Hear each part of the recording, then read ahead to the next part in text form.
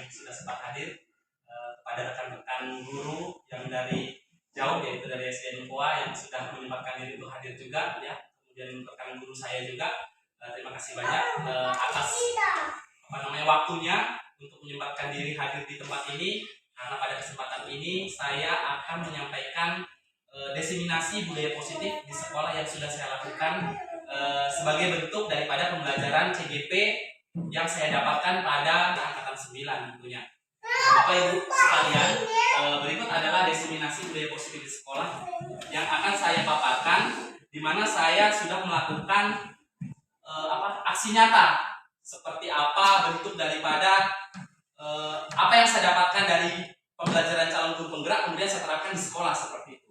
Jadi perlu dalam hal ini mungkin akan saya jelaskan dulu seperti apa. Jadi budaya positif itu adalah budaya perwujudan dari nilai atau keyakinan universal yang diterapkan di sekolah. Jadi Bapak Ibu, budaya positif ini lebih kepada bagaimana kita sebagai guru tentunya menanamkan nilai serta keyakinan kepada anak murid kita, ya. Karena budaya positif ini sangat diperlukan untuk membentuk karakter maupun kepribadian daripada siswa itu sendiri. Nah, kita ketahui bersama bahwasanya sekarang kan kita sudah menerapkan IKM, ya. IKM adalah Merdeka Mengajar, yang di dalamnya tentu kita mengharapkan murid-murid kita nantinya akan menjadi memiliki jiwa atau karakter yang memiliki yaitu profil pelajar Pancasila sebagai karakter yang kita harapkan yang ada pada siswa tentunya atau murid. Nah, seperti inilah konsep inti daripada budaya positif yang saya lakukan sampaikan pada pemaparan kali ini.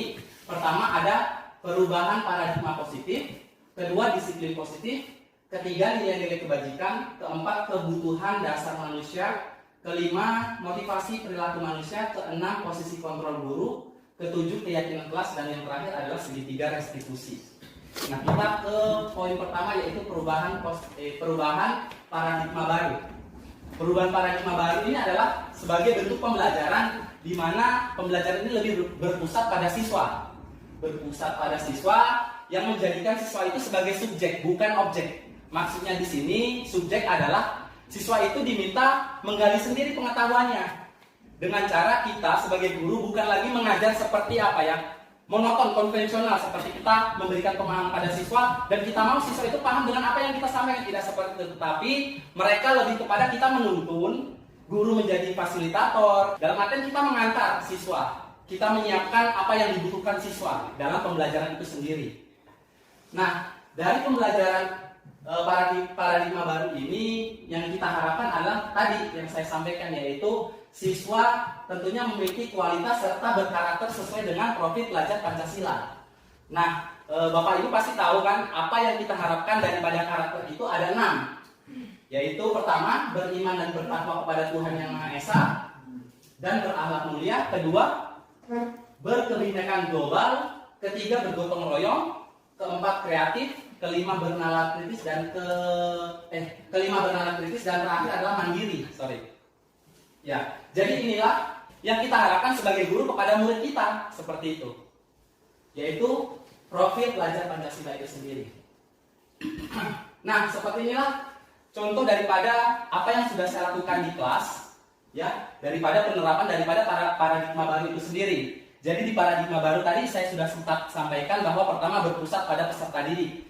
Peserta didik dalam hal ini adalah subjek, mereka yang menggali sendiri, mereka yang mencari tahu sendiri seperti apa pembelajaran yang mereka inginkan, seperti itu. Kemudian kedua yaitu mengutamakan keterampilan abad 21. Nah, kita ketahui bahwa sekarang ini segala sesuatu selalu berhubungan dengan teknologi. Ya, hal kecil saja seperti penggunaan handphone. Melihat bahwasannya seperti penggunaan handphone itu bukan cuma dari kalangan kita saja yang menggunakan, tapi anak-anak pun menggunakan. Nah, bagaimana sekarang caranya guru, ya, caranya kita supaya bisa memanfaatkan keadaan tersebut, ya. Nah, mengutamakan keterampilan abad 21 ini dalam pembelajaran yang saya lakukan seperti ini. Saya menuntun anak-anak Kemudian saya menyiapkan apa yang mereka butuhkan, tetapi dalam pembelajaran mereka yang menemukan sendiri atau memecahkan apa kira-kira yang mereka bisa gali dari materi yang diajarkan seperti itu. Itu. Kemudian menyenangkan dan bermakna. Untuk paradigma baru ini ada poin yaitu menyenangkan dan bermakna. Dari pembelajaran paradigma baru ini, tentunya ketika kita memberikan pembelajaran seperti ini akan menimbulkan seperti rasa ingin tahu. Rasa ingin tahu yang akhirnya mereka lebih kepada ingin mencoba seperti itu. Nah, dari rasa ingin mencoba itu kemudian mereka praktekkan sendiri. Nah, itulah yang dikatakan dengan menyenangkan. Mungkin bagi mereka menyenangkan sehingga mereka mudah memahami apa yang mereka pelajari seperti itu sehingga bermakna. Itu. Jadi pembelajaran paradigma baru ini memiliki banyak manfaat. Pertama yaitu meningkatkan motivasi belajar seperti tadi yang saya sudah jelaskan. Kemudian meningkatkan keterampilan berpikir kritis dalam memecahkan masalah, ya. Kemudian terakhir adalah bisa meningkatkan kolaborasi dan komunikasi dari murid itu sendiri. Seperti itu. Oke, selanjutnya adalah disiplin positif. Disiplin positif ini berasal dari kata disiplina yang artinya belajar. Disiplin mengacu pada disiplin diri yang memiliki tanggung jawab terhadap apa yang dilakukan berdasarkan nilai-nilai yang diyakini. Sedangkan disiplin positif merupakan salah satu cara penerapan disiplin yang bertujuan menumbuhkan kesadaran serta memberdayakan peserta didik tanpa imbalan penghargaan, reward, ancaman, atau hukuman. Jadi Bapak Ibu, disiplin ini adalah pendekatan sifatnya mengasuh. Dalam artian kita membimbing dan mengajarkan anak-anak untuk berperilaku baik, ya, supaya bisa terbangun perilaku positif seperti itu. Nah, sebagai pendidik, tujuan daripada disiplin ini adalah untuk menciptakan murid yang memiliki disiplin diri, sehingga mereka berperilaku mengacu pada nilai-nilai kebajikan, universal, dan memiliki motivasi intrinsik. Jadi motivasi intrinsik ini adalah motivasi yang ada dalam diri sendiri. Seperti itu. Jadi kita berharap dengan adanya dengan disiplin positif, anak-anak itu tidak yang anak-anak itu tidak melakukan sesuatu karena orang lain seperti itu. Nah, nanti saya akan jelaskan seperti apa maksudnya. Nah, seperti inilah contoh daripada penerapan disiplin positif yang saya lakukan di sekolah. Bersama rekan-rekan guru saya mencoba, dalam artian ini kegiatan dilakukan pada pagi hari, ya. Kami datang lebih awal daripada siswa sehingga kita bisa menyambut kedatangan siswa seperti itu. Yang tentunya di sini tujuannya adalah supaya siswa itu merasa bahwa oh, ternyata guru-guru saya kan seperti itu gitu. Jadi disiplin positifnya di sini adalah menanamkan rasa tanggung jawab ya kepada peserta didik supaya mereka bisa melakukannya seperti itu. Jadi terbiasa seperti itu.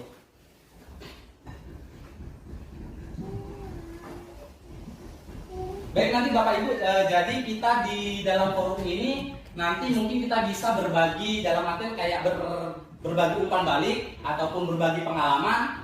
Kalau seandainya ada yang bingung bisa ditanyakan juga seperti itu. Ya. Oke, selanjutnya adalah nilai-nilai kebajikan. Jadi nilai-nilai kebajikan di sini adalah nilai yang baik, mulia di masyarakat atau nilai yang yang berlaku dan membudaya di masyarakat seperti itu. Nah, kalau kita kan sebagai guru, nilai yang selalu kita harapkan yaitu ini, profil pelajar Pancasila yang kita harapkan kepada siswa. Yang kita harapkan yang ada pada siswa tertanam sehingga menjadi karakter siswa itu sendiri. Tadi saya sudah sebutkan ada 6. Nah, selain itu ada juga nilai kebajikan menurut IBIO, yaitu Primary Years Program. Di sini lebih kepada sikap murid, mengharapkan adanya toleransi, rasa hormat, integritas, mandiri, menghargai, ya, antusias, empati, ingin tahu, kreativitas, kerjasama, percaya diri, dan komitmen. Ini nilai kebajikan berdasarkan IBIO. Kemudian yang ketiga yaitu ada lagi nilai kebajikan berdasarkan 9 pilar karakter. Di antaranya cinta Tuhan dan segenap ciptaannya, kemandirian, tanggung jawab, kejujuran atau amanah, diplomatis, hormat, santun, dermawan, suka menolong dan gotong royong, percaya diri, kreatif dan pekerja keras, kepemimpinan dan keadilan, baik dan rendah hati, toleransi, kedamaian dan kesatuan. Nah, Bapak Ibu, dari ketiga nilai kebajikan ini mungkin ada beberapa yang mirip seperti itu. Mirip, dan itu memang apa ya? Seperti yang saya bilang tadi, nilai kebajikan ini adalah nilai yang baik dan mulia di masyarakat seperti itu. Nah, nilai ini nilai ini digolongkan atas 3 macam. Ada nilai moral, nilai sosial, dan nilai kepribadian. Pertama, saya ingin menyampaikan bahwa nilai moral itu lebih kepada kaitannya dengan perilaku manusia seperti kejujuran, ya, tanggung jawab, kemudian keadilan. Nah, kalau nilai moral ini kalau untuk siswa yang kita harapkan adalah bagaimana mereka tentunya dasarnya seperti apa ya? Kita mengharapkan kayak macam siswa itu jujur. Ya, kita kan selalu mengharap seperti itu pada siswa. Kemudian siswa itu juga memiliki tanggung jawab dengan apa ya? Dengan kita memberikan mereka tugas seperti entah tugas dalam hal akademik maupun yang non akademik seperti apa kegiatan-kegiatan olahraga seperti itu. Nah, kemudian ada juga nilai sosial. Nilai sosial ini berkaitan dengan antar manusia. Jadi lebih kepada seperti kasih sayang, toleransi, dan kerjasama. Kalau di sekolah saya ini, Bapak Ibu, sekolah saya ini untuk toleransi, ya. Kebetulan kami di sekolah ini ada 2 agama yang mendominasi, yaitu agama Islam dan agama Hindu. Nah, disinilah saya menanamkan nilai sosial, bagaimana supaya toleransi itu betul-betul terjaga, betul-betul dapat menjadi semacam acuan supaya dalam berhubungan atau bergaul anak-anak itu tidak yang memandang beda agama, beda juga mereka tidak mau bergaul, tidak seperti itu. Tapi kita membuat bagaimana kita semua tergaul seperti itu. Itu yang saya tanamkan kepada anak-anak. Kemudian nilai pribadi. Nilai pribadi ini berkaitan dengan diri sendiri, yaitu tentang kejujuran, disiplin, dan kerja keras. Kalau pribadi saya rasa Bapak Ibu mungkin sudah tahu bahwa apa yang ada dalam diri kita sendiri seperti itu. Nah, nilai-nilai kebajikan itu penting untuk ditanamkan pada diri murid karena dapat membantu murid menjadi individu yang individu yang baik dan bermanfaat, ya. Berikut ada beberapa manfaat dari nilai kebajikan ini, yaitu pertama, membantu kita menjadi individu yang bermoral dan beretika. Kemudian membantu kita membangun hubungan yang baik dengan orang lain, dan yang ketiga membantu kita mencapai kesuksesan dalam hidup. Oke, apakah sampai di sini rekan-rekan mungkin ada yang ingin bertanya atau memberikan umpan balik terkait nilai-nilai kebajikan? Mungkin yang pernah dialami di sekolah seperti itu, pengalaman yang bisa di-share. Sekalian kan nanti sekalian, Pak. Oh, jadi saya bawakan materi sampai ya. Nanti kita share semuanya. Ya, boleh. Oke, jadi saya lanjut lagi ya.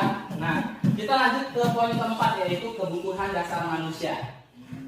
Nah, sebagai manusia kita ketahui ya, karena kita kan manusia, jadi kita ketahui bahwa segala sesuatu yang dibutuhkan oleh manusia untuk mempertahankan keseimbangan, yaitu kondisi fisiologis dan psikologis. Jadi manusia itu memiliki kebutuhan. Kebutuhan di sini yaitu dipenuhi agar manusia dapat bertahan hidup dan berkembang secara optimal. Sedangkan keseimbangan kondisi fisiologis dan psikologis ini lebih kepada seperti fisiologis, yaitu kebutuhan yang berkaitan dengan kelangsungan hidup. Seperti makan, minum, kemudian rumah, tempat tinggal yang nyaman, udara, itu adalah kebutuhan daripada fisiologis. Sedangkan kebutuhan psikologis fisiologis ya. Sedangkan kebutuhan psikologis adalah kebutuhan yang berkaitan dengan kesejahteraan mental dan emosional manusia. Lebih kepada poin rasa kasih sayang dan diterima, penguasaan, kesenangan, kebebasan, dan aktualisasi diri. Kebutuhan psikologis ini penting untuk dipenuhi agar manusia dapat berkembang secara optimal. Jadi Bapak Ibu, dari apa yang saya sudah tampilkan ini, seperti inilah kebutuhan, ada 5 ya, kebutuhan dasar manusia, ya, bertahan hidup, kasih sayang, penguasaan, kesenangan, dan kebebasan. Untuk lebih memperjelas, nah, kebutuhan hidup itu tadi yang saya sudah jelaskan. Kalau kebutuhan hidup itu lebih kepada diri sendiri. Bagaimana kita supaya bisa bertahan hidup, seperti itu. Jadi kita pasti butuh makan, kemudian pakaian, tempat tinggal, keamanan, dan kesehatan, seperti itu.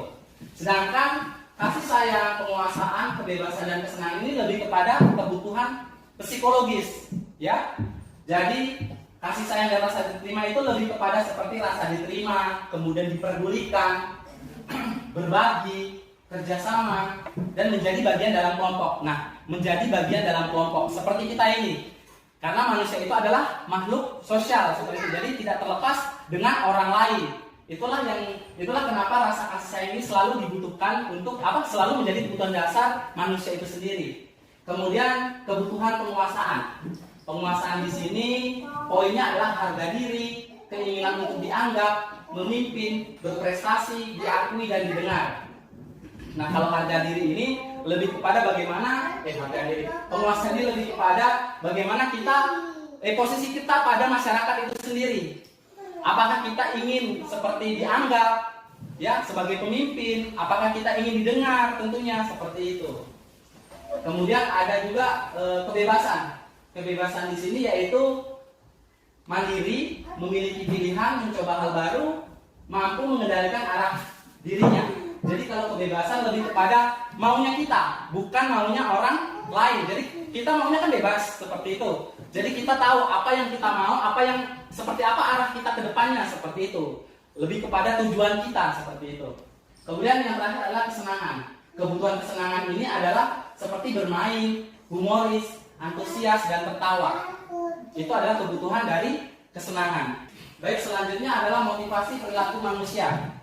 Oke, motivasi adalah dorongan atau kekuatan yang menggerakkan seorang untuk melakukan sesuatu. Nah, motivasi ini ada yang berasal dari dalam diri, ada juga yang berasal dari luar. Kalau dari dalam diri berarti motivasi internal, kalau yang dari luar yaitu eksternal. Nah, Bapak Ibu bisa perhatikan, ini adalah 3 macam motivasi perilaku manusia. Yang pertama yaitu untuk menghindari ketidaknyamanan atau hukuman. Itu adalah motivasi, itu masuk pada motivasi eksternal. Kenapa? Karena ketika begini, siswa itu kan kadang, contohnya ya kepada siswa. Nah, siswa itu kadang begini, mereka datang pagi karena mereka takut ketika terlambat akan dihukum. Kan seperti itu pasti. Bapak Ibu mungkin seperti saya pernah melakukan seperti itu. Ketika saya melihat siswa datang terlambat, pasti saya hukum. Nah, Bapak Ibu juga pasti paham seperti itu kan, karena mungkin itu aturan seperti itu. Nah, yang membuat mereka datang lebih pagi mungkin lebih kepada ini motivasi eksternal, bukan dari dalam dirinya sendiri seperti itu. Jadi mereka datang karena takut dihukum, ya. Kemudian kedua yaitu untuk mendapatkan imbalan dari orang lain atau motivasi eksternal.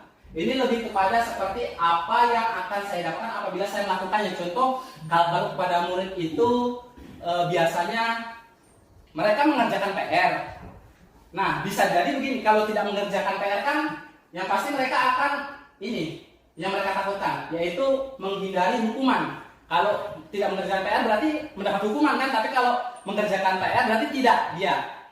Nah, kalau yang ini lebih kepada nilai yang diharapkan sama dia, bukan dari dalam dirinya, tetapi karena hanya menginginkan nilai seperti itu. Jadi dia melakukannya karena bisa bilang karena terpaksa seperti itu. Dia terpaksa dan dipaksa seperti itu. Nah, yang diharapkan oleh guru kepada muridnya adalah yang ketiga ini, poin yang ketiga kepada siswa ya. Yang diharapkan guru kepada siswanya yaitu pada poin ketiga yaitu untuk menghargai diri sendiri atau motivasi ini lebih kepada internal. Contoh seperti tadi yang saya jelaskan yaitu tentang mengerjakan PR. Dalam hal ini mungkin kita mengharapkan siswa itu mengerjakan PR karena PR itu adalah tanggung jawab yang harus dia lakukan untuk mengembangkan dirinya lebih baik lagi seperti itu. Seperti itu. Jadi, apa yang dilakukan siswa terkait tugasnya dilakukan karena dari dalam dirinya, bukan karena berpikir, nanti saya bakal dapat nilai yang bagus, makanya saya harus kerjakan PR seperti itu. Itu berarti masih ada faktor atau motivasi eksternal seperti itu. Seperti itu Bapak Ibu. Nah, jadi seperti inilah motivasi perilaku manusia ya, terbagi atas 3, dilakukan karena hukuman, dilakukan karena konsekuensi, dan ada solusi yaitu namanya restitusi.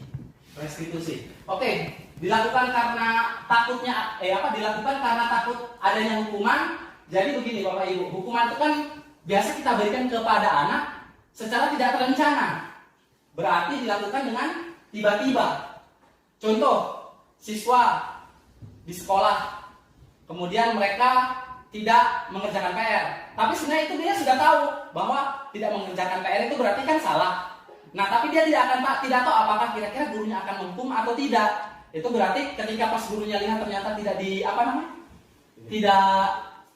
dihukum. Nah, seperti itulah dikatakan tidak terencana atau tiba-tiba seperti itu. Kemudian murid tidak tahu apa yang akan terjadi atau tidak dilibatkan.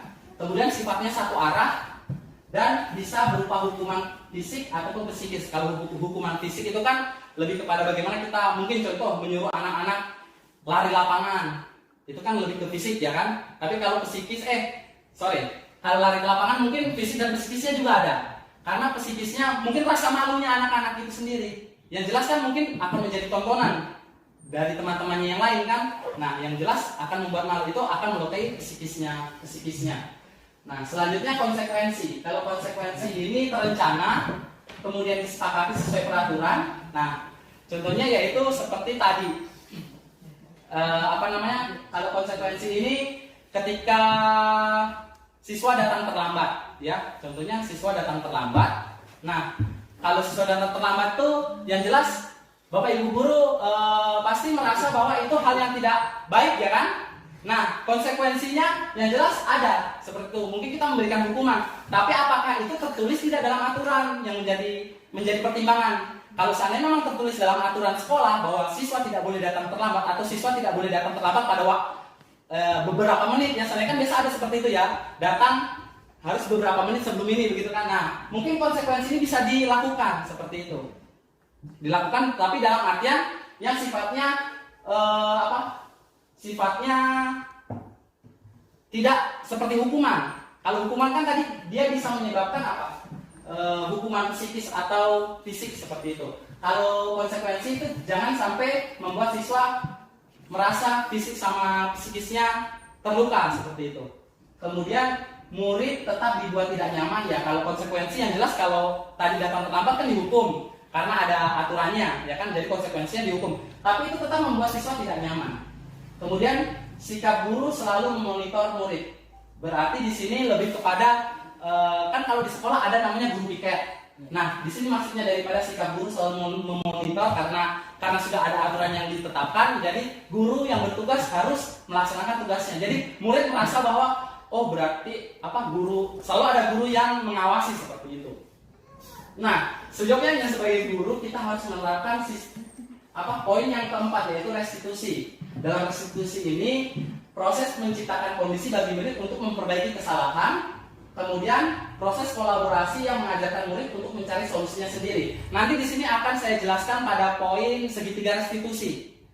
Nah, di poin segitiga restitusi itu ada tahapannya seperti apa yang seharusnya kita lakukan jika kita mendapati murid yang mengalami masalah seperti itu atau bisa dikatakan bermasalah karena kita ketahui ya masalah murid itu bukan cuma 1-2 macam, banyak. Dan seperti apa solusinya nanti ada tahapan-tahapan cara penyelesaiannya seperti itu. Oke, saya lanjut lagi ke 5 posisi kontrol. Nah, di 5 posisi kontrol ini ada poin 1 penghukum, pembuat rasa bersalah, kemudian kedua pembuat rasa bersalah, ketiga teman, keempat pemantau, dan kelima manajer. Yang pertama mungkin saya akan bahas penghukum. Dalam hal ini penghukum tadi juga saya sudah singgung. Dalam hal ini penghukum akan menggunakan hukuman untuk mengendalikan perilaku. Jadi kalau penghukum ini lebih kepada kayak tadi, tiba-tiba kemudian tidak ada bisa melukai fisik, baik verbal maupun psikis maupun fisik siswa. Contoh ya, kalau tadi kan saya mungkin mengangkat tentang anak yang tidak mengerjakan PR. Nah, contoh lain seperti ini.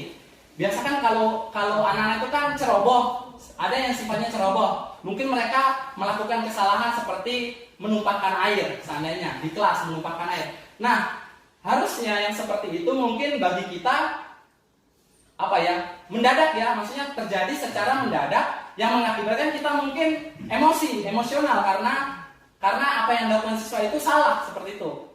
Nah, hukuman ini biasa diterapkan dengan cara mungkin ya tadi mungkin apa namanya, kita memberi hukuman dalam artian kayak macam selain membersihkan air tadi, kemudian apa, melakukan hal yang lain atau berdiri di depan kelas seperti itu penghukum. Kemudian yang poin kedua adalah pembuat rasa bersalah. Posisi ini menggunakan rasa bersalah untuk mengendalikan perilaku. Nah, kalau pembuat rasa bersalah ini biasa kalau di dalam kelas pernah saya temui, yaitu siswa yang apa namanya, lambat dalam menangkap materi, ya kan? Jadi kalau pas saat ujian itu kan kita kan ada waktunya, ada waktu yang apa namanya ditentukan supaya mereka bisa tepat waktu untuk mengumpulkan tugas. Nah, kalau anak yang lambat itu kan sedikit mengulur waktu, ya kan? Mengulur waktu daripada waktu yang sudah ditentukan tadi. Nah, kadang kita biasa melemparkan bahasa begini, ayolah cepat, waktunya sudah habis, begitu. Nah, kata-kata itulah yang dikatakan yang apa? Kata-kata itulah yang bisa membuat rasa bersalah itu muncul pada siswa. Nah, sehingga membuat siswa tadinya mungkin kondisinya yang lambat itu akhirnya terpaksa dia cepat mengerjakan meskipun salah-salah seperti itu. Padahal kalau dipikir kita harusnya memahami dulu seperti apa siswa itu, seperti itu. Kemudian posisi kontrol teman. Nah, kalau posisi kontrol teman ini di mana kita sebagai guru menempatkan posisi teman, ya, mengajak siswa berbicara. Nah, kalau Bapak Ibu mungkin biasa ada siswanya yang kayak dekat seperti itu, kemudian bebas mau bercerita apa, mungkin dia ceritakan apa kejadian di rumahnya. Nah, seperti itulah yang namanya posisi teman. Jadi dia merasa nyaman dengan Bapak Ibu sekalian, nyaman dekat seperti itu, dan berani bercerita apa saja seperti itu. Itu posisi teman.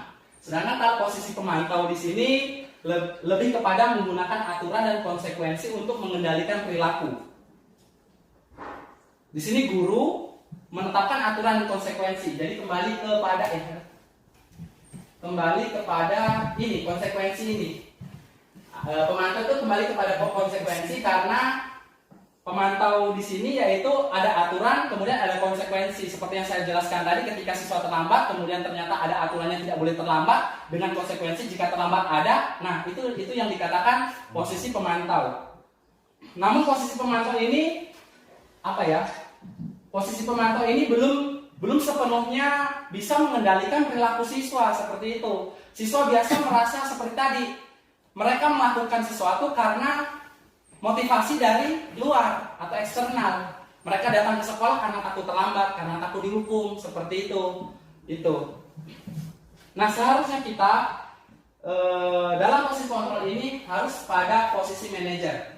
Posisi manajer di sini yaitu melibatkan siswa dalam pengambilan keputusan, di mana guru ya bekerja sama dengan siswa. Ketika siswa mengalami masalah, kita mengundang siswa tersebut, kemudian kita membantu bagaimana caranya mereka bisa menemukan solusi, memecahkan sendiri masalahnya. Kita membantu mereka, kita arahkan seperti itu, supaya apa yang mereka lakukan itu dari dalam diri mereka sendiri, termotivasi dari dalam diri mereka sendiri, seperti itu. Jadi ini contoh daripada penerapan posisi kontrol, ya. Kalau penghukum seperti ini. Hormat pada bendera selama 1 jam itu terhitung menghukum. Jadi dia sifatnya tadi melukai psikisnya, melukai fisiknya, ya. Itu dengan hormat bendera kan jelas siswa itu malu karena menjadi tontonan seperti itu. Itu yang dikatakan penghukum. Kemudian selanjutnya pembuat rasa bersalah. Di sini contohnya, ini contoh kalimatnya ya. Contoh kalimatnya, berapa kali ibu bapak atau berapa kali bapak harus beritahu kamu selalu saja mengecewakan bapak, ya. Itu perkataan yang tentunya akan kalau kita sampaikan ke anak-anak itu pasti anak-anak akan berpikir, aduh, berarti yang saya buat salah, seperti itu. Itu dikatakan pembuat merasa bersalah, sehingga siswa tadi melakukan sesuatu tidak berdasarkan keinginannya, seperti itu. Oke, selanjutnya adalah teman. Contoh posisi kontrol guru sebagai teman. Nah, kalau teman ini lebih kepada bagaimana guru menyampaikannya dengan ramah. Kan kalau ke teman itu kan biasanya kita ramah, kemudian kayak ramah, kemudian bersahabat seperti itu ya. Jadi katanya lebih ke kayak ke teman gitu. Kayak ini, ayo dong ikuti aturan sekolah, tolong bantu bapak ya sekali ini. Ya, sudah tidak apa-apa, lain kali jangan sampai berbuat seperti itu lagi. Itu seperti itu perkataan yang memposisikan diri kita sebagai teman. Jadi kalau kita memposisikan diri sebagai teman, itu anak-anak biasa melakukannya sudah mulai menumbuhkan pada dirinya sendiri seperti itu. Oh iya, ketika saya ketika saya melakukan apa yang Pak Guru harap, berarti saya sudah yakin dengan apa yang mereka lakukan seperti itu. Selanjutnya yaitu posisi pemantau. Posisi pemantau biasa kata yang disampaikan yaitu kamu sudah melanggar peraturan sekolah, kamu tahu konsekuensi ya tadi kan. Jadi sudah ada aturan, tapi ada juga konsekuensi. Jadi ketika melanggar yang jelas akan menerima konsekuensinya seperti itu. Setelah upacara kamu beli atributnya ke koperasi dan jangan diulang lagi. Jadi kalau di pemantau ini masih ada sikap tidak melukai yang tadi seperti penghukum. Kalau penghukum kan melukai fisik dan psikisnya. Tapi kalau ini lebih kepada memberikan solusi, tapi tetap ada semacam itu konsekuensinya begitu. Itu. Kemudian selanjutnya adalah manajer. Nah, pada posisi manajer ini yang kita harapkan ada pada diri kita tentunya, ya. Karena pada manajer ini seperti ini contohnya, apakah kamu tahu kesalahanmu? Kira-kira bagaimana kamu memperbaiki kesalahanmu? Jadi kita sebagai guru bukan kita yang menyelesaikan masalah siswa, tapi kita mengarahkan siswa supaya mereka menyelesaikan masalahnya sendiri. Seperti itu. Itu nanti ini akan lebih dalam dibahas pada materi segitiga restitusi pada tahapan-tahapannya itu. Oke, kita lanjut lagi. Nah, seperti inilah konsepsi tentang teori kontrol. Nah, Bapak Ibu, perlu kita ketahui bahwa selama ini mungkin kita mengharapkan murid kita harus seperti ini. Murid kita harus mengikuti apa mau kita. Murid kita harus mengerjakan apa yang kita tugaskan, seperti itu. Nah, itulah yang ada dalam pikiran kita yang disebut dengan ilusi guru mengontrol murid. Apa yang kita harapkan yang ada di pikiran kita harapkan kepada siswa saat jadi membuat siswa itu semacam melakukan itu karena paksaan atau dipaksa seperti itu. Nah, kemudian ada juga ilusi bahwa semua penguatan positif, efektif dan bermanfaat. Nah, kalau ini ilusi penguatan positif, efektif dan bermanfaat ini lebih kepada kita meyakinkan kepada siswa seperti ayo kamu belajar gitu, belajar. Kemudian kita mengharapkan ketika mereka belajar, mereka pasti akan mendapatkan nilai yang baik, tapi dengan cara kita seperti itu, dengan cara maunya kita, kamu baca ini, kamu hafal. Seperti itu kan biasanya kalau dulu-dulu itu kan menghafal begitu kan. Yang jelas ketika menghafal, kemudian mereka melakukan hal yang seperti itu, kita berharap bahwa dengan hafalan itu akan membuat siswa lebih paham dengan apa yang kita dengan kita punya mau, seperti itu ilusi penguatan positif. Kemudian ada juga ilusi bahwa kritik dan membuat rasa bersalah mampu menguatkan karakter seperti tadi, ya. Jadi ketika kita melakukan membahasakan kepada siswa, ayo lakukan ini demi Bapak supaya kamu tidak dihukum. Jadi siswa itu melakukan itu karena dorongan dari luar, bukan dari dalam dirinya. Seperti itu ilusi yang sering muncul dalam benak kita. Kemudian yang terakhir yaitu ilusi bahwa orang dewasa berhak memaksa. Nah, yang ini yang selalu mungkin kita dari saya pribadi yang mungkin selama ini pernah saya lakukan, ya. Jadi kita berharap bahwa apa yang kita inginkan kepada anak-anak, karena kita merasa lebih dewasa daripada anak-anak, mereka harus mengikuti apa yang kita mau. Padahal itu adalah salah atau bisa dikatakan miskonsepsi, ya, seperti itu. Nah, dari teori kontrol tadi seharusnya kita melakukan kita melakukan paradigma stimulus respon dengan pendekatan teori kontrol tadi, ya. Jadi begini Bapak Ibu, kalau stimulus respon, ya, itu yang terjadi adalah realitasnya kebutuhan kita sama. Jadi kita menganggap siswa itu memiliki kebutuhan yang sama. Kalau ke sekolah ya kebutuhan siswa cuma belajar itu. Padahal seharusnya realitas yang ada sekarang adalah kebutuhan anak-anak itu sebenarnya berbeda. Jadi ada anak-anak yang ke sekolah memang belajar, tapi mungkin caranya yang mereka mau berbeda. Nah, kalau dulu kita sering kita sering memberikan pembelajaran monoton dalam arti kayak cuma metode ceramah Nah, kalau teori kontrol ini dia lebih mengarahkan kepada bagaimana siswa mungkin kita ada yang belajar dengan temannya atau bagaimana ya kayak berdiskusi, kemudian ada juga yang belajar mandiri, kemudian ada juga yang mereka maunya belajarnya tidak di dalam kelas toh, mereka ingin sesekali keluar kelas seperti itu. Jadi kita lebih kepada mengikuti kebutuhan siswa. Kemudian kedua yaitu semua orang melihat hal yang sama. Sedangkan kalau teori kontrol itu dia setiap orang memiliki gambaran berbeda. Selanjutnya yang ketiga kita mencoba mengubah orang agar berpandangan sama dengan kita. Sedangkan teori kontrol itu kita berusaha memahami pandangan orang lain tentang dunia. Jadi seperti tadi bahwa setiap anak itu pasti mereka sudah memiliki gambaran seperti apa yang mereka harapkan di masa depan dan seperti apa yang mereka mau ketika mereka belajar. Itu. Jadi kita sebagai guru seyogyanya mengikuti apa maunya siswa. Dalam arti bukan kita yang kita mengikuti dalam semuanya. Kita menuntun seperti itu supaya mereka sendiri yang menemukan apa yang mereka harapkan dari pembelajaran. Oke, kemudian di stimulus respon juga perilaku buruk dilihat sebagai suatu kesalahan. Sedangkan di teori kontrol semua perilaku memiliki tujuan, ya. Oke. Selanjutnya orang lain bisa mengontrol saya, sedangkan di teori kontrol hanya Anda yang bisa mengontrol diri Anda. Jadi kalau di dalam hal ini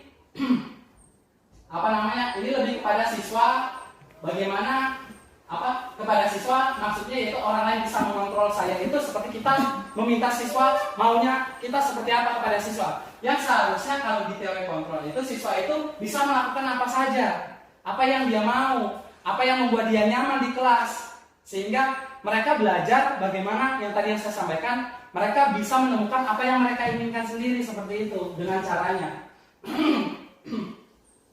Kemudian pemaksaan ada pada saat bujukan gagal. Nah, sedangkan teori kontrolnya kolaborasi dan konsensus menciptakan pilihan-pilihan baru.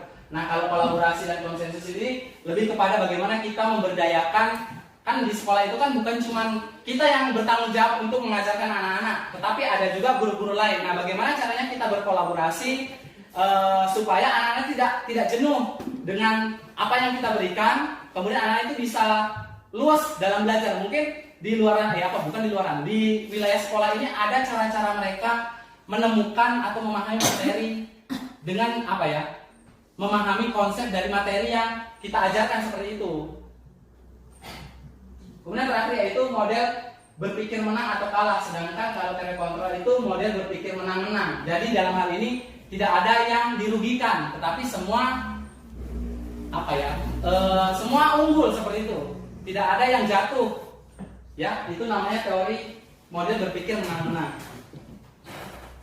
Oke, selanjutnya yaitu keyakinan kelas. Oke, ada muncul pertanyaan Bapak Ibu, mengapa dikatakan keyakinan kelas bukan peraturan kelas? Mungkin ada yang bisa membantu. Kenapa dikatakan keyakinan bukan peraturan kelas? Oke, ya. Terima kasih sudah memberikan kepada saya. Kenapa dikatakan keyakinan? Karena diambil kesepakatan dalam hal ini. Contohnya dalam satu kelas. Jadi kesepakatan itu yang kita akan lakukan dan kita patuhi. Ya. Nah, dalam hal ini juga bisa memberi contoh di kelas-kelas lain. Cuma begitu ya. Ya. Baik, ya. Jadi kalau keyakinan tadi seperti yang Ibu Yuyun katakan bahwa dalam hal ini kita melibatkan guru ya, kita sebagai guru melibatkan semua siswa menyepakati ya, sehingga itu menjadi keyakinan yang tentunya kalau sudah menjadi keyakinan berarti kita tanamkan pada diri kita. Sedangkan kalau peraturan kelas itu lebih biasa dibuat oleh guru. Dibuat oleh guru dengan tujuan siswa harus mematuhi apa yang kita mau, seperti itu. Nah, di keyakinan kelas ini tentunya pertama bersifat abstrak, berarti tidak tertulis tetapi sudah diyakini oleh murid atau oleh anggota kelas seperti itu. Kemudian kedua berupa pernyataan universal. Pernyataan universal di sini contohnya seperti kalau keyakinan kelas ini contohnya seperti begini. Siswa saling menghormati satu sama lain. Itu lebih kepada ada nilainya, menghormati ya kan, toleransi.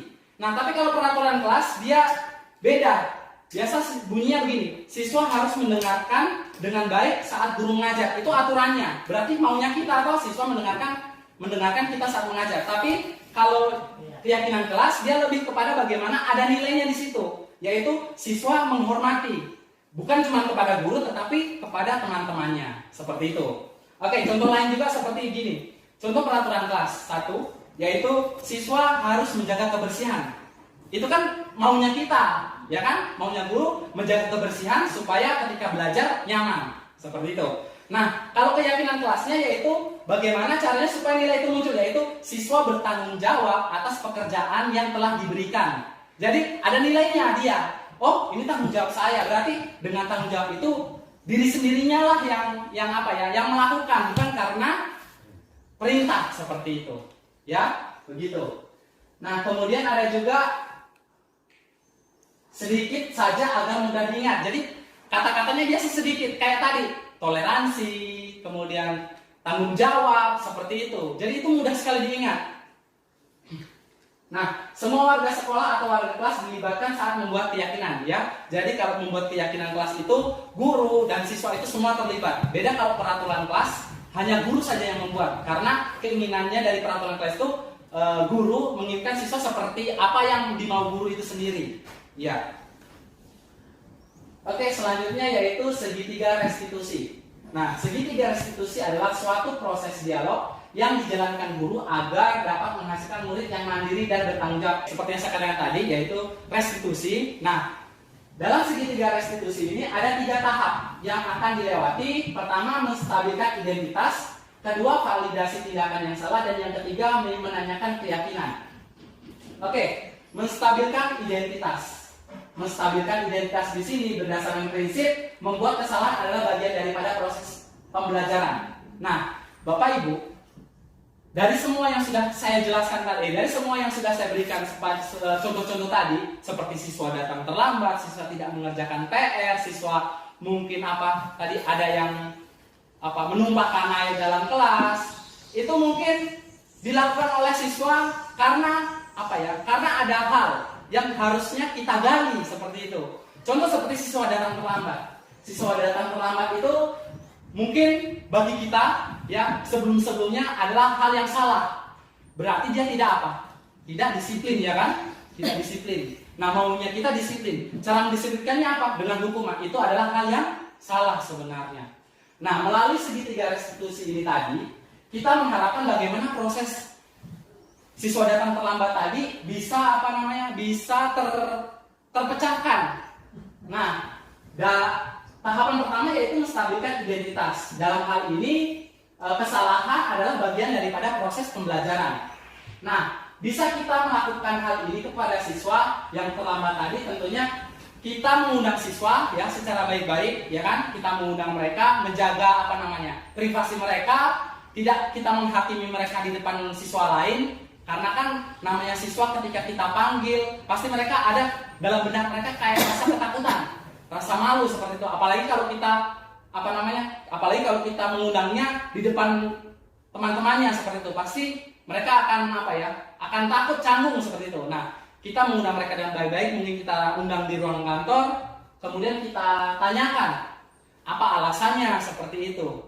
Tapi kita yakinkan juga ke dia bahwa datang terlambat dengan alasan yang seperti itu mungkin masih bisa mungkin bisa kita jadikan sebagai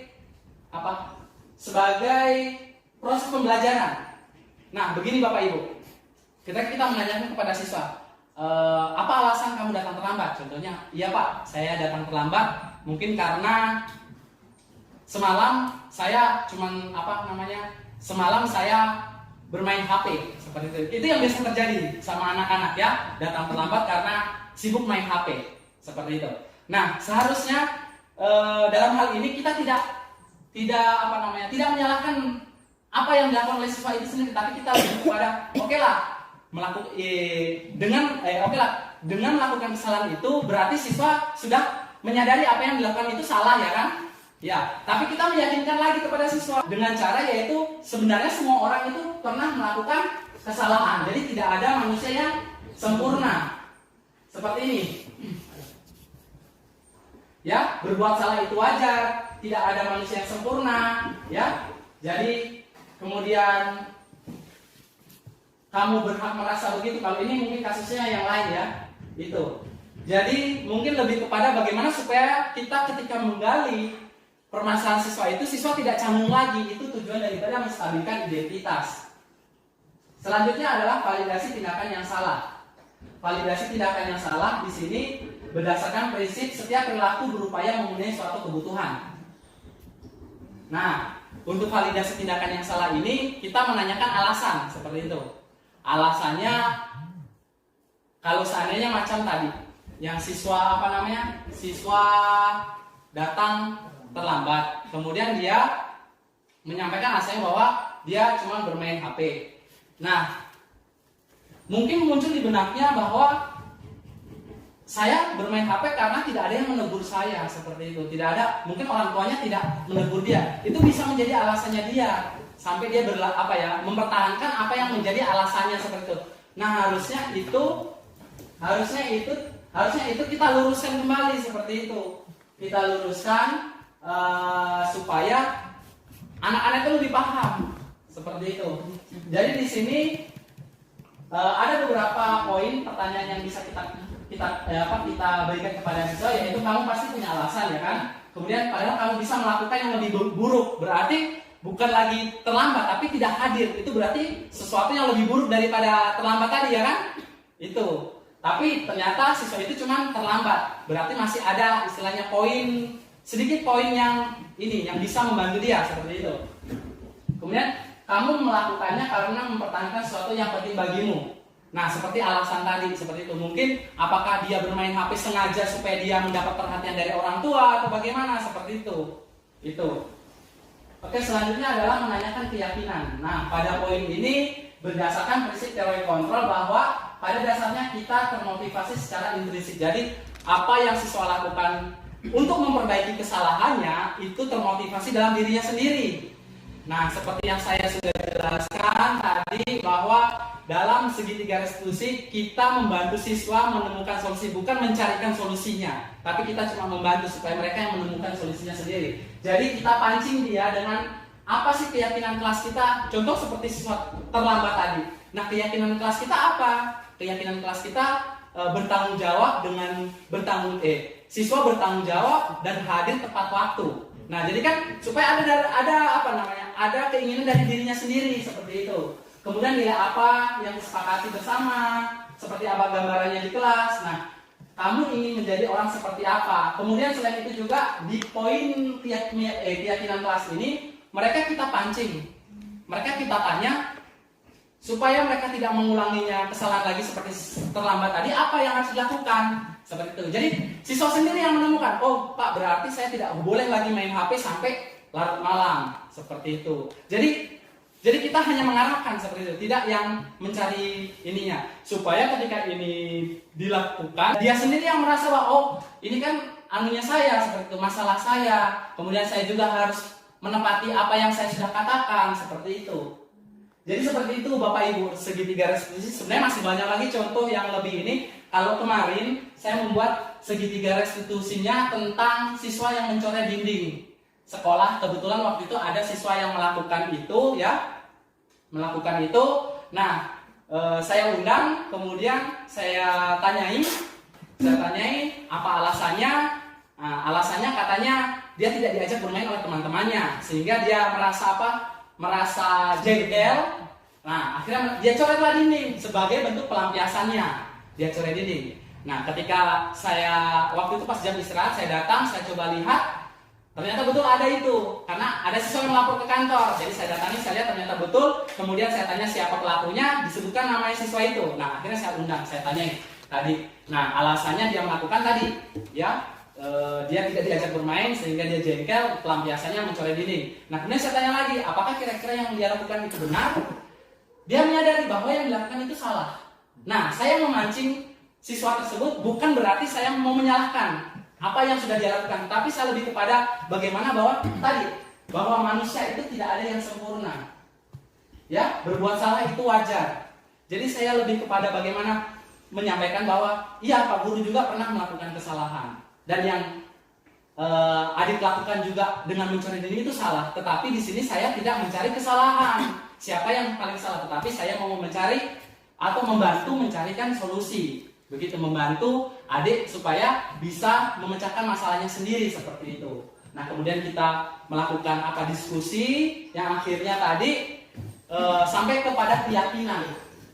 Sampai kepada keyakinan bahwa seharusnya seorang siswa itu menjaga lingkungan sekitarnya, ya, bertanggung jawab untuk menjaga lingkungan sekitarnya. Nah, setelah dia tahu apa yang harus dilakukan, saya yakinkan bahwa memperbaikinya itu harus dilakukan hari itu juga, maka dia lakukan hari itu juga. Dan alhamdulillah sampai sekarang pun itu sudah berjalan seperti, maksudnya tidak ada lagi masalah yang lebih ini. Jadi Bapak Ibu sekalian, seperti inilah yang saya dapatkan daripada program calon guru penggerak dalam penyelesaian masalah siswa. Karena sebenarnya banyak sekali permasalahan-permasalahan, tapi kita harus ketahui dulu apa sih kebutuhan siswa seperti itu. Bukan berarti kita ketika siswa berbuat salah, kita menyalahkan sepenuhnya siswa, tidak seperti itu. Kita harus mencari tahu dulu apa sebenarnya penyebabnya. Itu. Jangan sampai kita dijudge. Mungkin dulu kita berpikir, ya udah dia lakukan salah, kita hukum saja. Nah, kita berarti berada di posisi penghukum tadi. Harusnya kita lebih kepada posisi manajer, membantu anak-anak dalam memecahkan masalahnya, sehingga masalah itu selesai karena motivasi yang ada dalam diri siswa itu sendiri. Jadi Bapak Ibu, ini contoh yang saya lakukan, diskusi kepada siswa, ya, yang tadi saya sudah jelaskan. Sorry tadi waktu harusnya saya tampilkan waktu pas saya menjelaskan. Oke, jadi itu saja penyampaian untuk diseminasi hari ini, ya, Bapak Ibu sekalian. Saya buka waktu untuk umpan balik, berbagi, share pengalaman Bapak Ibu sekalian. Saya persilahkan, ya. Terima kasih. Iya, kepada Bapak pengawas mungkin ada masukannya dulu teman-teman. Ya. Jadi, Ya. ya silakan Pak. Ya, jadi Pak, berdasarkan yang Bapak paparkan tadi, tentang budaya positif yang ada di sekolah, terutama di segitiga restitusi tadi. Ya. Nah, di sini seperti kita menggali apa tadi, validasi, menstabilkan identitas, Ya. kemudian menstabilkan identitas, kemudian menanyakan keyakinan, ya Pak ya. Ya. Kemudian validasi tindakan yang salah. Nah, di sekolah itu bisa kita lakukan, yang tiga ini bisa kita lakukan di sekolah. Apakah tidak mungkin kalau misalkan yang tiga ini bisa enggak kalau kita itu seperti mengajak orang tua siswa untuk bekerja sama? Karena saya pikir kalau hanya di sekolah, anak-anak itu hanya 5 jam berada di sekolah dengan kita. Mungkin ini bisa kita jadikan, kita gunakan di sekolah. Namun kan orang tua siswa itu cara pola asuhnya berbeda. Nah, mungkin nggak kalau kita misalkan buat kayak di sekolah itu buat panggillah ibunya, nah, karena yang lebih dekat itu ibu ya, ibu. Kita buat kayak seperti ini, pengertian kayak pola asuhnya itu harusnya seperti ini gitu. Tidak harus satu kali, maksudnya secara bertahap, misalkan dari awal mulai dari perubahan perilakunya anak, mengawasi anak di rumah. Kira-kira mungkin nggak kalau kita mau buat begitu? Baik, ini saya jawab saja langsung ya. Ya, jadi begini, terima kasih atas atas tanggapannya. Jadi terkait segitiga restitusi ini, berdasarkan apa yang Ibu Wati tadi sampaikan, bagaimana kita melibatkan orang tua dalam hal pengambilan pemecahan masalah yang siswa alami seperti itu. Saya rasa ini tidak jadi masalah karena begini, segitiga restitusi ini bukan cuma hanya dilakukan di sekolah, tapi juga bisa dilakukan di rumah. Nah, alangkah baiknya ketika kita mengajak orang tua, berarti kita sama dengan membantu orang tua memberikan satu solusi terbaik supaya begini Ibu. Biasa kalau kita ketika anak di rumah kemudian dia melakukan salah, biasa orang tua itu marah. Nah, marah itu mungkin bagi orang tua itu wajar karena anak saya kan seperti itu pandangannya kan selalu ya anak saya gitu kan. Nah, tapi kalau kita mungkin secara tidak langsung mengundang orang tua ke sekolah, kemudian kita tunjukkannya seperti ini loh, cara terbaik supaya anak-anak itu bisa menyelesaikan masalahnya dengan tidak melukai hatinya, tidak melukai fisiknya seperti itu. Saya rasa itu tidak jadi masalah, Bu. Tetap bisa dilakukan di rumah seperti itu. Itu. Ya. Jadi bagaimana? Iya Pak, jadi sudah jelas sekali. Mungkin suatu saat kami di sekolah kami bisa juga akan melakukan yang seperti ini. Mungkin Baik, bisa diterapkan ya. dari mulai dari pembelajaran di sekolah dan kemudian mengajak orang tua siswa untuk turut melakukannya juga. Ya, baik. Ya. Oke, ya boleh. Terima kasih Pak atas yang diberikan. Ini saya hanya sekedar sharing salah satu juga pembelajaran dari saya. Cuma yang saya ingin kita berkolaborasi ya Pak. Ya, ya. Yang saya sudah terapkan di SDN 2 ya sesuai dengan karakteristiknya di sekolah ya Pak ya. Saya lihat dari lingkungan sekolahnya. Begini, pendidikan positif Ya. itu adalah nilai-nilai positif yang kita tanamkan di lingkungan sekolah. Ya. Misalkan begini, yang saya tanamkan di sana yang hal-hal yang pilih saja Pak. Misalkan 3S, Ya. senyum, sapa, Ya. dengan itu. Begini Pak. Karena apa? Karena kita lihat dari situasi mereka kalau sudah di luar sekolah, hai ibu, apa? Jadi Ya. kayaknya kok kurang etis ya. Kita Ya. sebagai seorang pendidik kok ada muridnya kok maksudnya tidak diajarkan. Jadi kita tanamkan di sana setidaknya assalamualaikum ibu kepada Ya. orang yang lebih tua. Tidak pun tidak di lingkungan sekolah, di luar sekolah. Yang kedua, kita sudah membuat di kelas saya ya Pak. Kemarin itu sempat membuat keyakinan kelas. Ya. Karena apa? Keyakinan kelas itu dibuat untuk dilakukan di lingkungan kelas dulu pertama. Ya. Nah, setelah itu supaya dicontohi teman-teman. Misalkan begini, saling menghargai, bukan Ya. kan? Karena bukan konsekuensi. Kalau konsekuensiku itu kan takut ada aturan yang matu. Ya. Kamu harus patuh kepada guru. Tapi setidaknya mereka itu kalau sudah kita buat di situ keyakinan kelas kan kita tempel dalam kelas, Ya. saling menghargai, saling menghormati, berbagi apa-apa Ya. dan apa. Nah, dari situ contohnya kita bisa lihat karena bukan konsekuensi tadi, karena bukan aturan yang mematuhi. Ya. Kembali lagi kita sebagai guru itu, maaf ya ibu-ibu ya, bapak-bapak, kita mempunyai posisi kontrol. Ya. Kebanyakan Pak yang kita gunakan ini posisi kontrol pengguru. Karena apa? Contohnya begini, wah kamu nggak kerjakan PR, ayo kenapa? Nah itu Pak, Ya. biasa ya. Selama ini juga setelah kesadaran saya tidak begitu. Karena saya pertama pakai ini kayak tadi ini, membuat merasa bersalah. Ya. Loh kenapa tau nggak ngerjakan PR? Padahal mau itu sudah kasih PR loh. Ya Allah kalau begini ibu ya kecewa sekali. Ya. Nah, jadi terutama kayak ibu jangan, mama kenapa sih kok nggak selama ini loh ada PR kok nggak dikerjakan? Ya. Berarti ibu sangat kecewa. Jadi sudah ada rasa jangan ini si jangan tadi wah merasa bersalah. Kok kurang kita terus yang kita dulu. Ya. Nah, jadi begitu ya Pak ya dalam sehariannya sudah saya terangkan itu. Ya kita sebagai teman begini Pak. Biasanya itu ada broken home. Maksudnya ada kendala di rumah. Kita posisinya kontrol sebagai teman ya. Ya. Bu, saya ini kok dia memang perhatikan kok kamu nggak fokus dalam pelajaran. Kenapa? Begini di rumahnya saya ini banyak masalah yang begini. Nah, Ya. jadi kita bisa memberikan solusi kepada anak murid tadi itu yang mempunyai permasalahan. Nah, baru dalam pemantau, kalau pemantau begini, setidaknya kan anak tadi itu sudah tahu konsekuensinya. Oh, kita melakukan hal ini berarti kita harusnya begini. Itu kan kita sekitarnya. Tetapi kita sebagai guru, tapi tetap sekalipun kita pemantau masih tetap kita memberikan arahan yang terbaik kepada itu. Untuk yang berikutnya sebagai manajer. Manajer ini Pak, kemungkinan kita ini memang diharuskan. Ya. Tetapi untuk menyadarkan teman kan biasanya yang nggak anu ya. Ya. Tetapi kita berusaha karena apa? Kalau di sekolah sudah aman, sudah terjadi kolaborasi. Ya. Terus kenapa sudah ada antara teman yang satu dengan teman yang lain, misalkan saling memecahkan permasalahan si A, kita rembukan. Ya. Bagaimana jalan baiknya? Ya. Tapi itu tadi minta maaf ya karena lingkungan kami itu sesuailah dengan karakteristik. Untuk menyelesaikan masalah, kita pakai segitiga restitusi. Misalkan hal kemarin terjadi di kelas saya. Ya. Loh si A, kok di daftar hadir kok nggak selalu kemana sudah 3 hari ini? Jadi begini, kok kita kan stabilkan identitas. Jadi tidak minta kamu tidak sekolah berapa hari tidak? Ya. Duduk dulu sini Ya. saya. Kenapa sih aku tidak sekolah berapa hari? Ibu. Nah, kita ini ada pesta. Jadi kita tidak hadir. Ini sesuai kenyataan loh Pak ya. Nah, terus kita masuk di validasi apa? Validasi tindakan yang salah. Ya. Loh, sebenarnya bukan cuma kamu, tetapi mereka tidak hadir karena izin. Loh kamu kok enggak? Lain kali jangan dilakukan ya. Masuk di menanyakan keyakinan. Jadi kan keyakinan kelas kita sudah bikin. Ayo, kalau tidak sekolah seberapa hari bagaimana? Kan pasti ketinggalan pelajaran.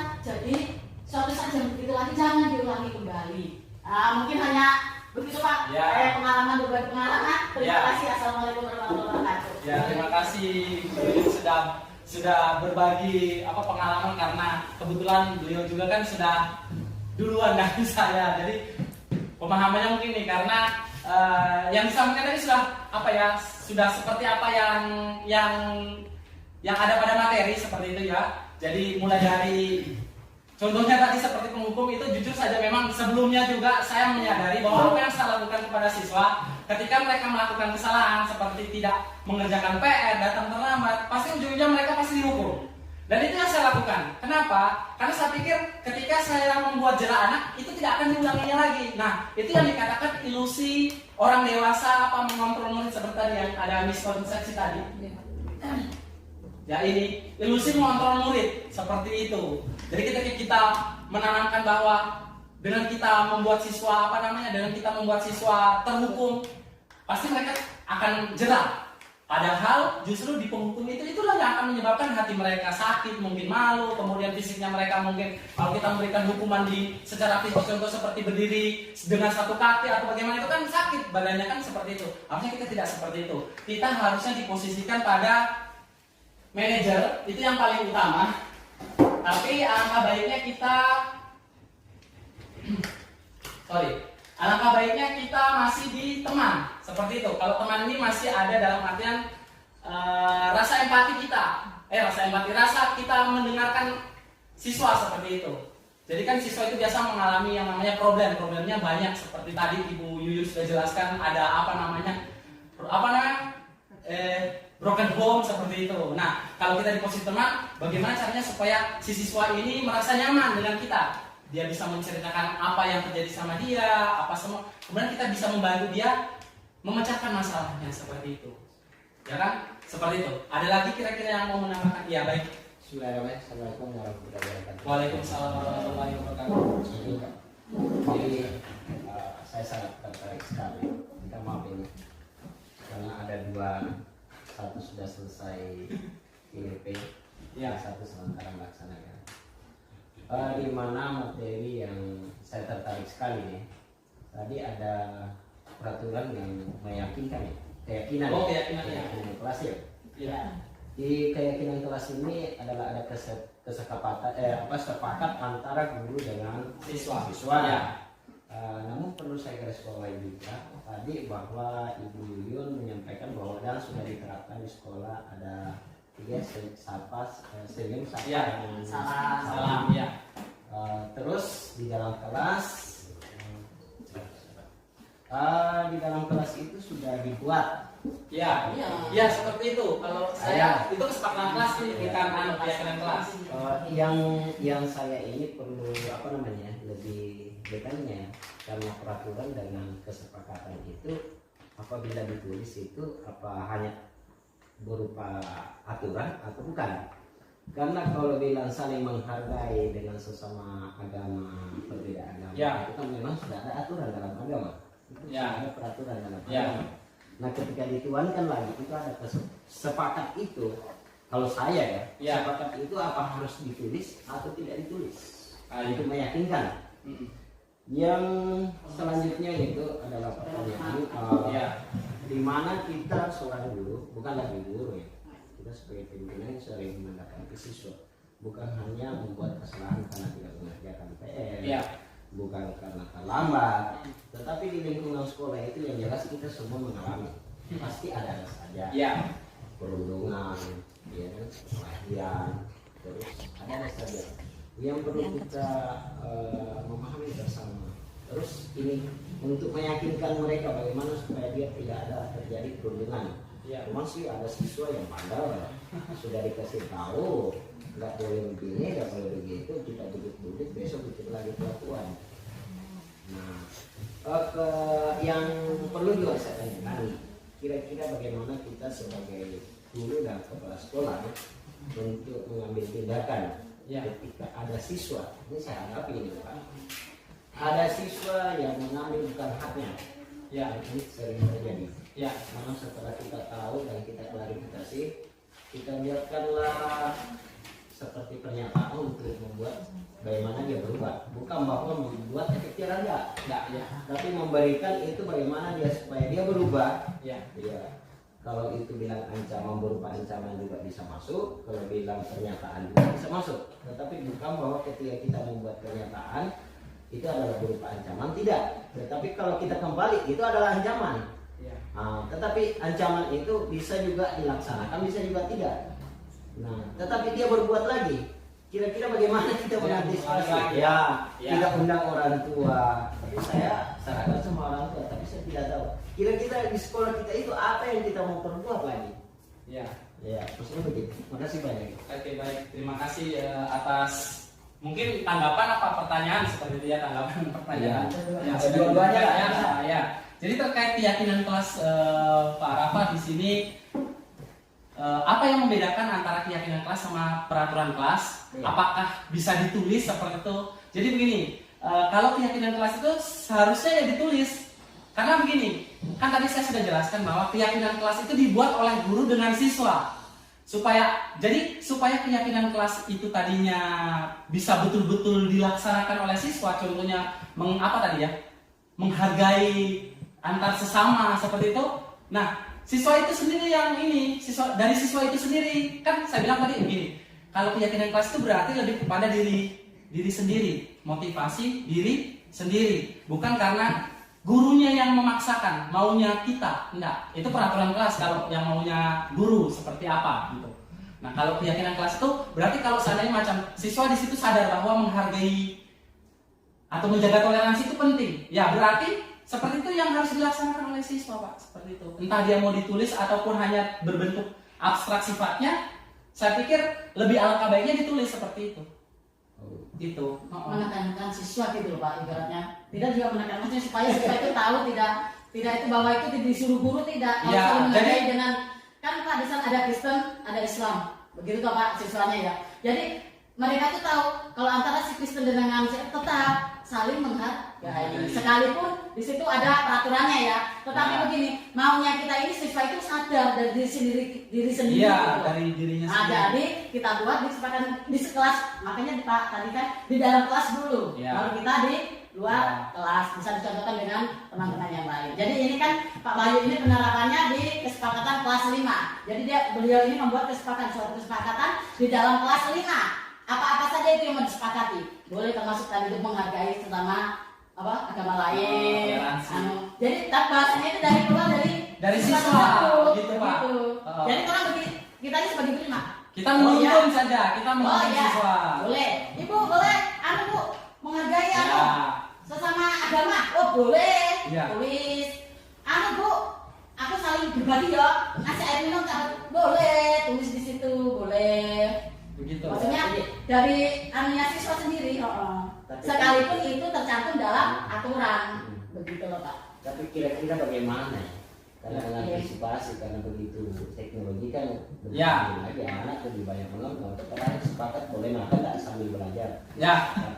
Apa itu kita harus lihat? Kalau itu saya rasa masuk pada bisa kita angkat di keyakinan kelas Pak. Yang seperti itu. Tidak boleh makan dalam kelas. Karena begini, aturannya pasti ada. Tidak boleh makan dalam kelas. Nah, bagaimana cara supaya keyakinan kelas, maksudnya supaya siswa itu menyadari dari dirinya sendiri, seperti apa ya makan dalam. Jadi gini Pak, kita itu menuntun, bukan dalam artian cuma berdiam diri melihat reaksi siswa begitu. Kalau kita menuntun, oke. Kalau kita cuma menerima, ya. Ya, enggak. Ibu tadi mengatakan, enggak. Maksudnya maksudnya mengiyakan mereka di saat mereka mengambil keputusan, gitu loh Pak. Oke, itulah yang saya. Tapi kalau kita cuma terima ya dong. Bahaya juga. Kalau kita menuntun sambil kita harus melihat apa yang perlu kita sepakati orang tua. Oke, tapi kalau kita cuma terima, ya iya saja karena kita hanya mengarahkan gitu. Iya.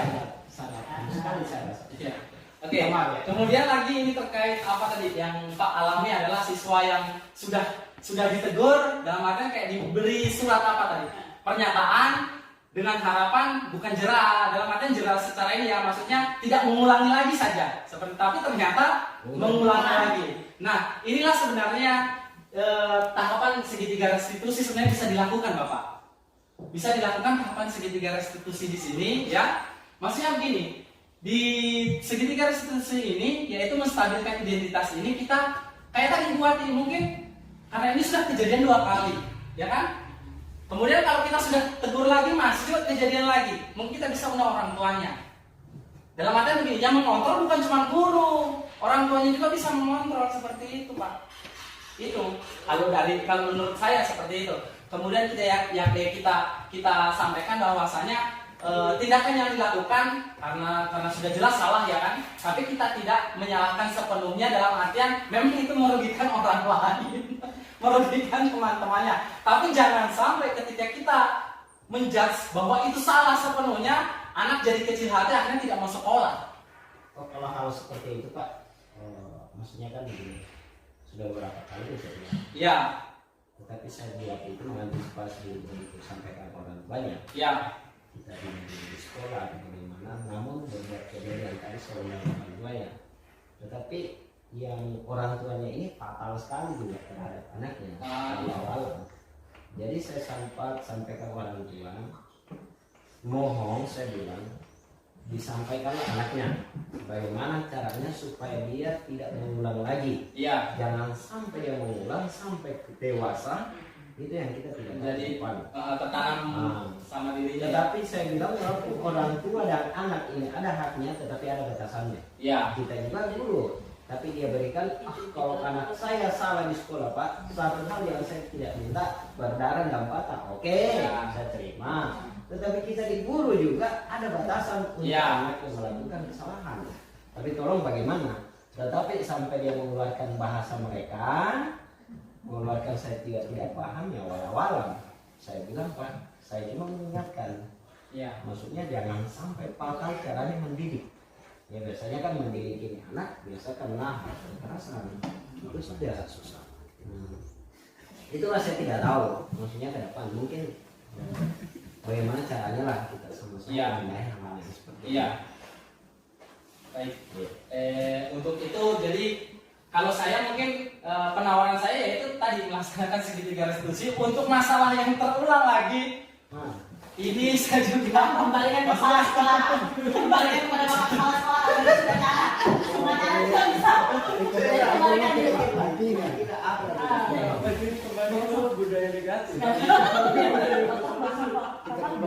Terus ada lagi tadi apa Pak yang kedua? Itu sudah itu. Kalau dia berbuat lagi kira-kira kemana lagi kita? Ke komite. Aduh, itu lagi. Kembalikan ke pengembalian keputusan nanti bapak mau terima itu. Saya terbuka ya, saya tidak tahu apa itu saya mengambil tindakan atau tidak, mumpung ada juga pengawas. Ini memang fatal ya, fatal kejadiannya. Saya buatkan itu pernyataan Pak ya. Saya membuatkan pernyataan dengan poin pernyataan di situ adalah satu, apabila berbuat kemudian hari diundang orang tua, dilaporkan ke pihak yang berwajib, diberikan sanksi skors berupa tidak melaksanakan sekolah, saksi termasuk korban dengan pihak yang bersangkutan mengetahui. Namun di tanggal 3 Oktober itu kejadian, diulang tanggal kemarin di bulan Oktober, bahkan sudah dibacakan. Saya buatkan seperti itu supaya ada efek, maksudnya efeknya untuk bukan efek fisik ya, untuk tidak mengulangi. Maksudnya kalau bilang ancaman, oke, berupa ancaman, tetapi itu kan tidak terlaksana. Cuma bagaimana, karena biasanya kalau sedangkan orang dewasa saya diberikan hal yang seperti itu, ya jelas tidak akan mengulang. Ya, kalau anak bertahan tidak terulang lagi, maka kita buat. Yang saya tunggu ini, kira-kira orang yang tidak mampu ke depan, kira-kira kita di pihak sekolah tadi yang mengulang. Iya. Jadi mungkin bisa juga ada penjelasan dari pengawas. Terima kasih. Lanjutkan materi kita yang kemarin ya. Jadi karena kemarin kita sudah buat peraturan kelas, sekarang kita akan buat keyakinan kelas. Oke, sekarang Pak Guru, ini kalian semua melihat ke depan. Ada Pak Guru sudah tampilkan. Di sini muncul pertanyaan, mengapa namanya keyakinan kelas? Ya kan yang sekarang keyakinan kelas. Kenapa bukan peraturan kelas? Apa sih bedanya keyakinan kelas sama peraturan kelas? Ada yang tahu? Enggak? Oke, jadi kalau kemarin kita sudah buat peraturan kelas, kalau peraturan kelas itu ya, peraturan kelas itu berarti apa yang guru inginkan kepada kalian, yang kalian harus lakukan di kelas. Nah, kalau keyakinan kelas itu lebih kepada apa yang kalian harapkan dari diri kalian sendiri ya saat berada di kelas. Berarti apa yang kalian harapkan seperti itu. Oke, masih ingat apa saja peraturan kelas yang kita sudah buat kemarin? Masih? Siapa yang tahu angkat tangan? Oke, Najwa, Safa apa?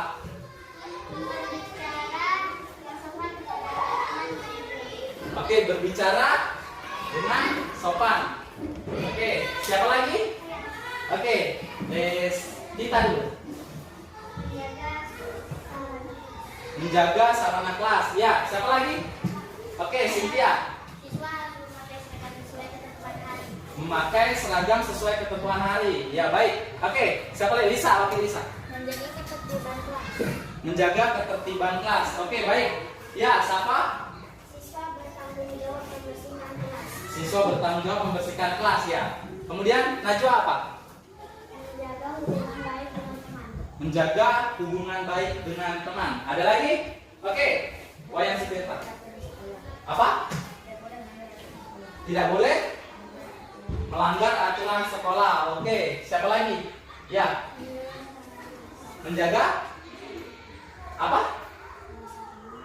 Menjaga rasa aman di kelas. Oke, baik. Jadi semua itu sudah kita buat kemarin ya. Seperti apa yang kita harapkan di kelas yang kita sebut namanya peraturan kelas. Yang tentunya yang Pak Guru harapkan kepada kalian untuk kalian lakukan dengan apa? Dengan baik ya, sesuai apa? Dengan baik dan tanggung jawab. Nah, pada kesempatan ini kita akan membuat yang namanya keyakinan kelas. Keyakinan kelas ini berbeda dengan peraturan kelas ya. Tadi Pak Guru sudah bilang bahwa kalau keyakinan kelas berarti apa yang kalian yakini yang harus kalian lakukan berdasarkan keinginan kalian ya. Kalau keyakinan kelas itu tentunya sifatnya lebih positif karena itu muncul dari dalam diri. Oke.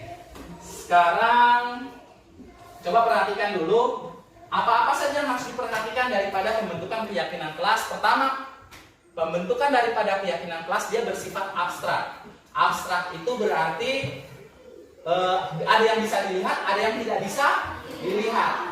Tetapi diapakan? Kalau tidak bisa dilihat, dilakukan oleh diri kalian sendiri. Kalian yang melakukan.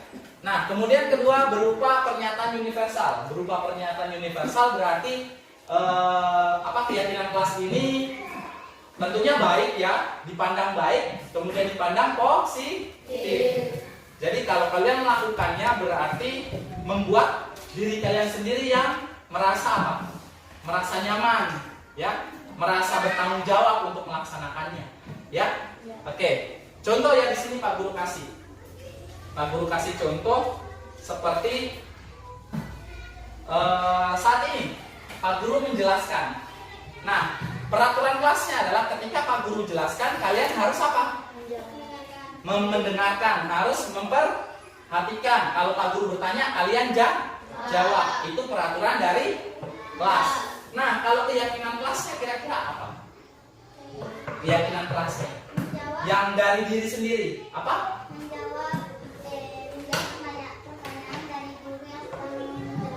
Menjawab pertanyaan dari guru. Oke, ada lagi? Ada lagi? Jadi gini, ketika Pak Guru menjelaskan, kalian harus mendengarkan. Apakah kalian ketika mendengarkan hanya, yang penting saya dengar saja, biar saja Pak Guru mau bercerita lama-lama di depan, yang penting saya duduk diam dengarkan. Tidak seperti itu ya. Tentunya kalian harus lebih kepada bagaimana kalian menyimak, kemudian menghormati. Menghormati dalam artian, kan kalian adalah apa? Siswa. Sementara Pak Guru adalah orang tua yang bertugas memberikan atau mengajarkan kalian seperti ini, ya. Otomatis ketika kalian mungkin izin, keluar kelas harusnya izin ya, seperti itu. Kemudian menghormati apa yang Pak Guru sampaikan, seperti itu. Nah, apakah hanya kepada guru? Tidak, kepada siapa lagi? Kepada teman yang ada di kelas ini, ya. Kepada sesama teman, entah teman yang ada sebangku dengan kalian atau teman yang ada di kelas ini pokoknya. Seperti itu. Itu adalah keyakinan kelas. Jadi muncul dari dalam diri sendiri, ya. Jadi kalau keyakinan kelasnya, tadi peraturan kelasnya adalah mendengarkan apa yang Pak Guru sampaikan, keyakinan kelasnya menghormati teman dan guru. Seperti itu, ya. Oke, jadi sekarang Pak Guru mau minta kalian membuat satu macam keyakinan kelas, ya. Satu macam keyakinan kelas, silakan kalian tulis di buku, ya. Kembangkan dari apa yang kalian sudah tahu dari peraturan kelas tadi, ya. Oke, silakan.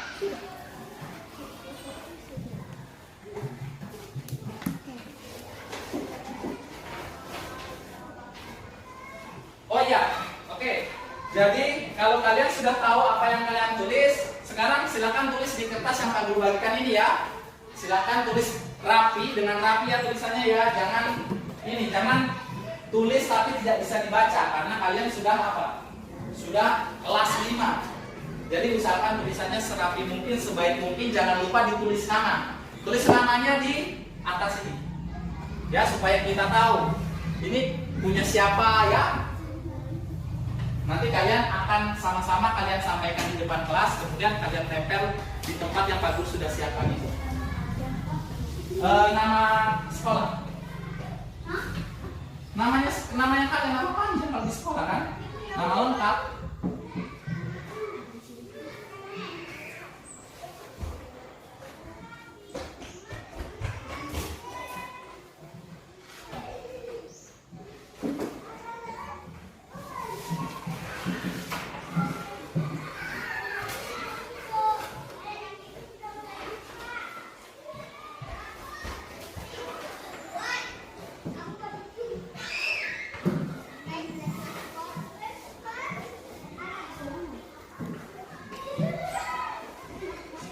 Oke, silakan.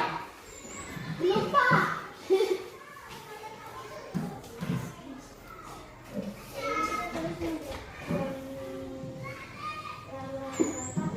Ya. Keyakinan kelas. Keyakinan kelasnya. Silakan tulis. Iya, keyakinan kelas. Enggak, keyakinan kelas yang sudah kalian kan tadi Pak Guru suruh buat. Ya kan? Kemudian kalian tulis di buku, sudah ada. Ya, sudah kalian tulis di buku toh? Nah, silakan tulis lagi di kertas itu supaya nanti keyakinan kelas yang sudah ditulis di situ bisa kita tempel. Apa kalian tempel, kemudian kita baca bersama. Mana yang kira-kira kita sepakati, ya? Oke. Ya? Salah apanya? Ini. Oke, tulis baik-baik. Diperhatikan baik-baik. Gak apa-apa, yang penting masih terbaca. Oke, sudah. Oke, yang lain ayo.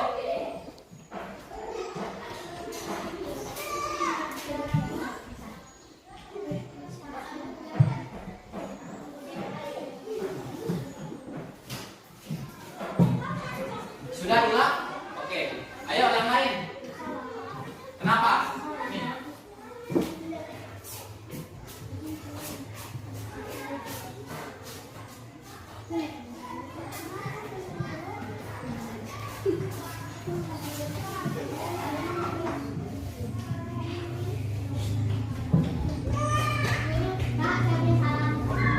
Oke, kita bisa di pause dulu. Oke, bagaimana? Sudah? Ya. Oke, jadi sekarang karena semua sudah menuliskan, Pak Guru mau silakan kalian tempel di sini, ya. Kalian tempel tertib, ya, dengan tertib. Tidak berebut, ya. Jadi mulai dari Lisa dulu, ini lemnya di sedikit saja lemnya di bagian atasnya saja. Ya.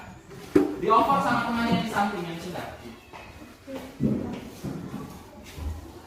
Oke, taruh saja di bagian mana yang kamu suka taruh. Sedikit saja di tengah bisa, nggak usah terlalu banyak. Ya. Oke. Oke, silakan lanjut di sampingnya Lisa. Sedikit saja di bagian tengah saja Amal, yang penting nempel. Iya.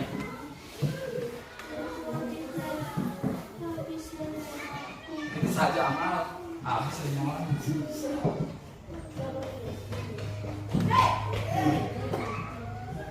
Oke.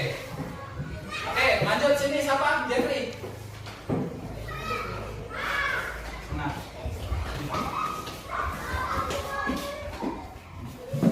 Oke, Usman. Tempel, silakan. Oke, lanjut. Oh, yang setir ayo. Di bawahku ya. Ayo, pemanggilan. Semua sudah kan? Ya. Oke, lanjut. Ila.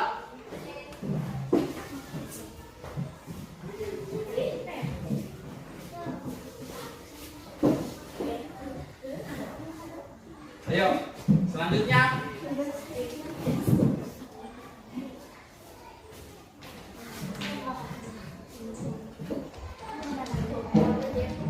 Oke, selanjutnya.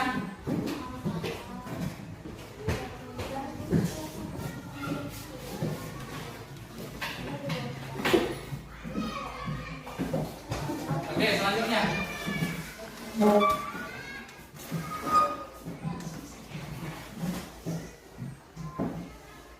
Oke, selanjutnya.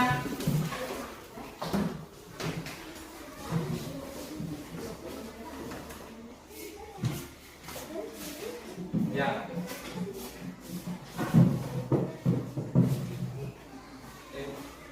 Oke, selanjutnya.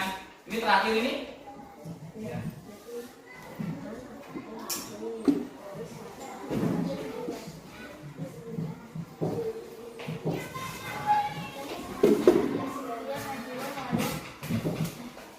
Oke, sudah semua? Sudah ya?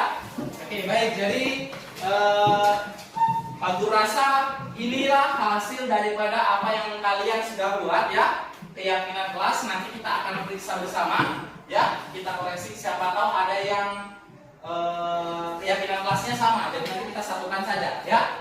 Oke, sebelumnya sekarang Pak Guru lanjut lagi.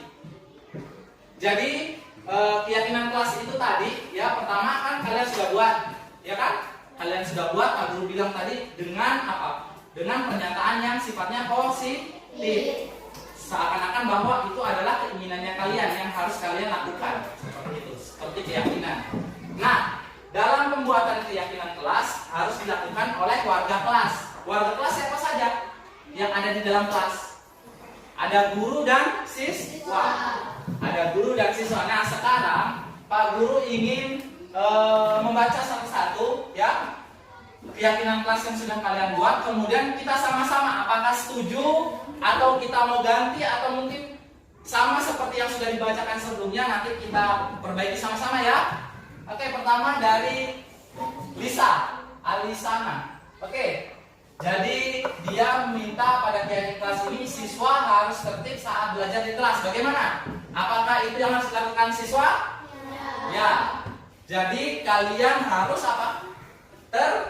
Tertib saat kegiatan belajar. Tidak ada yang sibuk sendiri dalam artian kayak ribut di dalam kelas atau melakukan hal lain di dalam kelas saat pembelajaran berlangsung. Oke, yang kedua yaitu dari Ikhlasul Amal. Di sini dia tulis adalah siswa mengamalkan ajaran agama yang diyakini. Bagaimana? Meyakini ajaran agama yang diyakini berarti kalau dalam kelas seperti apa kegiatannya? Nah, seperti berdoa sebelum belajar. Apakah hanya sebelum belajar kita berdoa? Harusnya saat pulang juga, ya. Saat selesai melakukan kegiatan pembelajaran kita juga harus berdoa. Apakah kita setuju? Setuju. Oke. Selanjutnya dari Jeffrey. Di sini dituliskan bahwa siswa bertanggung jawab dalam membersihkan kelas. Bagaimana? Apakah membersihkan kelas adalah tugas kita bersama? Ya, dilaksanakan dengan apa? Dengan tanggung jawab. Ya, berarti semua harus melaksanakan sesuai dengan apa yang ditugaskan. Sesuai dengan jadwal yang sudah dibuat, ya kan? Ya, setuju ya? Setuju ya? Oke, selanjutnya dari Usman. Siswa harus jujur saat ujian. Kalau jujur saat ujian itu berarti apa yang dilakukan? Tidak boleh menyontek. Berarti kalau kita tidak menyontek, berarti kita sudah melakukan sifat jujur. Nah, apalagi jujur yang lain?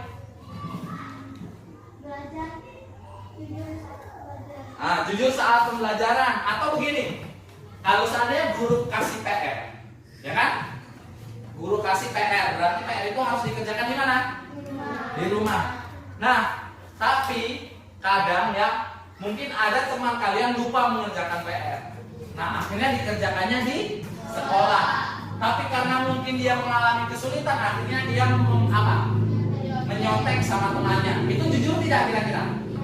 Tidak jujur. Jadi apa yang dikatakan Usman adalah siswa harus jujur saat ujian. Setuju kalian? Setuju ya? Ya, selanjutnya dari Wayan Sutirta, harus mengerjakan tugas yang diberikan di kelas. Ya sama ini saya rasa Pak Guru rasa sama kayak Jeffrey punya, bertanggung jawab dalam membersihkan kelas. Kalau tugas yang di kelas apa saja biasanya? Piket ya kan? Apalagi? Apakah PR harus dikerjakan di kelas? Tidak. Nah, Pak Guru rasa punyanya siapa ini? Wayan Sutirta hampir mirip dengan punya Jeffrey. Nanti kita sesuaikan saja. Selanjutnya Komandian. Siswa bertanggung jawab. Apa ini? Bertanggung jawab di sekolah. Bertanggung jawab di sekolah. Oke, punya Komandian ini mungkin dia bertanggung jawab dalam artian menjaga apa yang ada di sekolah. Terutama di kelas. Kalau kalian kan di kelas ya masing-masing. Jadi apa yang ada di kelas ini harus dijaga dengan penuh tanggung jawab. Karena kelasnya kalian ya yang harus membersihkan atau yang harus menjaga ataupun merapikan yang jelas siapa? Ya kalian sendiri ya. Oke, selanjutnya dari Nur Fadila, siswa menjaga rasa aman di kelas. Kalau menjaga rasa aman berarti apa? Tidak membuat kelas menjadi gaduh, kotor, atau apa? Berat, ya, bisa juga pertengkaran, ya. Ya, jadi banyak. Kalau menjaga rasa aman berarti semuanya. Karena apa? Kelas akan terasa nyaman jika kita bersama-sama bertanggung jawab menjaga rasa aman itu sendiri. Ya, dengan tidak ribut, tidak mengganggu teman yang sedang apa. Mungkin ketika saat belajar begini kan ada teman yang sudah selesai mengerjakan yang guru berikan ya kan. Nah, teman yang sudah selesai apakah dia bisa mengganggu teman yang belum? Tidak boleh ya, tidak boleh seperti itu. Jadi harus menjaga rasa aman. Setuju? Setuju. Oke, selanjutnya dari Iftita. Iftita di sini siswa menjaga sarana yang digunakan di kelas. Bagaimana sarana? Apa sarana yang kita miliki? Ya, barang-barang yang ada di kelas apa saja? Meja, kursi, papan tulis. Apakah jendela termasuk? Iya. Jendela. Jadi apa yang ada di kelas ini itu dikatakan sarana. Sarana yaitu apa yang akan kalian gunakan. Meja dan kursi termasuk sarana juga. Nah, apakah itu hanya kita sekedar gunakan tapi kita tidak jaga? Harus kita jaga. Terutama apanya? Kebersihannya. Karena kalau tidak bersih meja kalian, siapa yang rugi? Diri sendiri ya kan? Oke, bagaimana? Dengan menjaga sarana sekolah, apakah kita setuju? Setuju. Selanjutnya dari Najwa, yaitu siswa harus menjaga hubungan baik dengan teman. Nah, menjaga hubungan baik berarti kita apa yang kita lakukan? Tidak boleh membedakan teman. Oke, sekarang Pak bertanya, di kelas ini apakah kalian berbeda? Ya? Apakah kalian sama atau berbeda? Berbeda. dari mulai pertama ada siswa apa? Agama. Laki-laki. Ya, agama dulu. Ada agama apa? Agama Islam, ada yang Kristen, ada yang Hindu. Apa yang kita lakukan harusnya? Menjaga toleransi. Kita tidak boleh apa namanya? Tidak boleh membuat perpecahan dengan apa? Mengejek agama lain, tidak boleh ya. Itu untuk agama. Kemudian di kelas ini juga terdiri atas siswa apa? Siswa laki-laki dan siswa perempuan, itu juga berbeda. Apa yang kita harus jaga? Pertemanan. Kita tidak boleh membedakan macam saya mau berteman sama yang laki-laki saja, atau saya mau berteman sama yang perempuan saja. Tidak boleh seperti itu. Semua sama. Ya, tidak boleh ada yang membedakan. Kemudian apa lagi yang membedakan kalian? Kehidupan sosial atau ekonomi. Tahu nggak kehidupan sosial atau ekonomi? Ada siswa yang dari keluarga apa? Keluarga kaya atau keluarga mampu, ada juga yang kurang mampu. Nah, kita tidak boleh membeda-bedakan dalam artian macam saya mau berteman karena saya adalah keluarga yang berada, saya mau berteman sama yang berada saja, saya nggak mau ketularan orang lah. Kayak istilah jeleknya ya, nggak boleh ditiru ya, nggak boleh ditiru. Saya nggak mau ikutan miskin, itu jelek sekali ya. Tidak boleh kita menganggap orang lain itu menganggap orang lain itu berbeda. Kemudian kita menjatuhkan atau melecehkan orang lain dengan berkata seperti itu ya. Jadi kita harus menjaga perkataan. Nah, bagaimana? Apakah kita setuju dengan menjaga hubungan baik dengan teman? Setuju. Selanjutnya dari Aisyah, yaitu siswa menghormati guru dan teman. Nah, menghormati guru dan teman hampir sama seperti menjaga hubungan baik, tetapi dalam hal ini bukan cuma kepada teman di kelas, tetapi juga kepada guru. Nah, kenapa kita memulai dari keyakinan kelas ini? Supaya ketika kita sudah bagus di kelas, nah terlaksana dengan baik, kita bisa laksanakan di luar kelas atau di sekolah. Jadi kita mulai dulu dari tempat yang kecil yaitu kelas, kemudian kita sebarkan ke luar kelas, ke teman-teman kalian, ke adik kelas, ke kakak kelas, seperti itu ya. Bagaimana? Setuju ya dengan yang Aisyah punya atau mau dirubah? Setuju? Oke, setuju. Selanjutnya dari Safa Mahfira, yaitu siswa bertanggung jawab membersihkan kelas. Ini mirip seperti yang punya Jeffrey. Ya? Tadi sudah kita setuju, berarti ini nanti menyesuaikan saja. Selanjutnya dari Syafa Azahra, yaitu siswa berbicara dengan sopan baik kepada guru dan teman. Nah, ini berbicara berarti kalau berbicara kita menjaga sopan dan santun. Tidak boleh apa? Berbicara menyepelekan, bisa berbicara kotor, apalagi? Menjelekkan nama baik teman lain ya. Itu tidak boleh. Jadi kita kalau berbicara dengan teman ataupun kepada orang yang lebih tua harus sopan dan santun. Berbicara dengan ramah, kemudian sabar ya. Tidak boleh terburu-buru ya, pelan-pelan seperti itu. Supaya ketika kita bicara jelas.